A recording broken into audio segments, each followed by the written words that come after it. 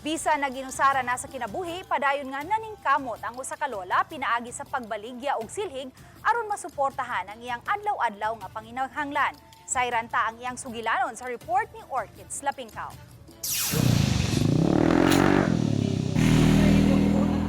Akong naabtan si Lola Norma Mercado sa barangay sa Pangdako, Cebu City nga naglingkod sa dalan aron mamaligya og silhig bisan pa sa iyang kakuyang og sakit sa lawas.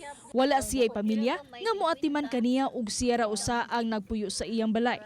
Ang kita gikan sa iyang baligya gigamit niya alang sa pagkaon, maintenance nga tambal ug operasyon nga gikinahanglan niya karon. Ikaw rabig ako ani mga kuan kanang silig. Oo, kuyo ko kumiga na di kuyo.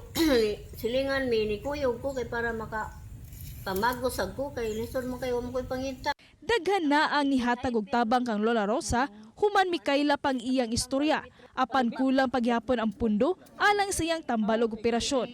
Bisan sa kalisod, wala mawala ang iyang paglaom nga malampasan ang pagsulay sa kinabuhi.